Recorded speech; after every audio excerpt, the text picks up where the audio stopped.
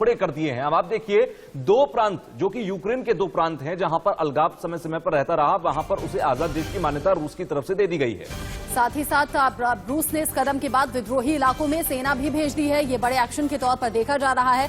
रूस के एक्शन से यूक्रेन में युद्ध जैसे हालात हो गए हैं। लोग काफी ज्यादा डरे और सहमे भी हुए हैं। यूक्रेन संकट को देखते हुए ही यूएनएसए की इमरजेंसी मीटिंग बुलाई गई, जो कि अभी भी जारी है। अमेरिका की रूस को एक सीधी चेतावनी देखने को मिली है, जिसमें उन्होंने ये कहा है कि करारा जवाब मिलेगा। यानी कि रूस को अमेरिका की तरफ से कहा गया कि करारा जवाब इस बात का मिलेगा। ब्रिटेन ये कह रहा है कि अपना फैसला वापस ले ले रूस। युद्ध समस्या का हल नहीं है, शांति जरूरी है, ये भारत का स्टैंड है। भारत कह रहा है कि डिप्लोमेटिक बातचीत यहां पर जरूरी है। अमेरिका कह रहा है कि ये वो वक्त नहीं है जब किनारे बैठकर ये पूरी घटना को सिर्फ देखा जाए, कदम उठाने की जरूरत है। आशीष सिन्हा हमारे साथ जुड़ गए हैं ऐसी खबर पर ज्यादा अपडेट के साथ। आशीष, एक तरफ भारत सरकार की कोशिश भारतीयों को वापस लाने की, लेकिन दूसरी तरफ यूएनएसए की मीटिंग जो लगातार जारी है, उसको लेकर अपडेट क्या है? देखिए, यूएनएससी की मीटिंग में भारत ने साफ कर दिया है कि जो 20,000 जो लोग भारतीय जो इस समय यूक्रेन में हैं, उनको वापस लाना ही हमारी पहली प्राथमिकता है। उनकी सुरक्षा ही हमारी पहली प्राथमिकता है।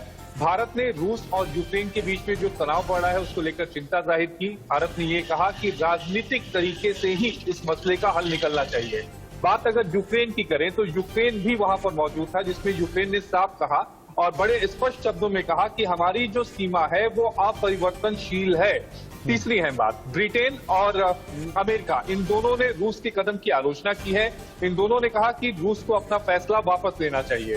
दरअसल कल देर रात यूक्रेन के दो क्षेत्रों को एक नए देश के रूप में पुतिन ने मान्यता दे दी है। इतना ही नहीं, जो विद्रोही हैं, जिन्हें रूस का समर्थक बताया जाता है, उनकी मदद के लिए अपनी आर्मी को वहां पर डिप्लॉय कर दिया है। अमेरिका ने यही बात यूएनएससी में कही। अमेरिका ने ये कहा कि रूस का ये कदम बताता है कि वो यूक्रेन पर आक्रमण करना चाहता है। बहरहाल यूएनएससी की जो बैठक है वो जारी रहेगी। अब देखना ये होगा कि अमेरिका और ब्रिटेन या दूसरे जो यूरोपियन कंट्रीज हैं, वो रूस के इस कदम को लेकर और आगे क्या कहते हैं और यूएनएससी की बैठक में क्या फैसला लिया जाता है। बिल्कुल, चलिए, शुक्रिया आशीष हमसे जुड़ने के लिए। और सीधे तौर पर देखा जाए, ये रूस की तरफ से जो फैसला हाल फिलहाल में किया गया, ये सीधे तौर पर वैश्विक स्तर पर एक नए विवाद को भी पैदा कर रहा है। लेकिन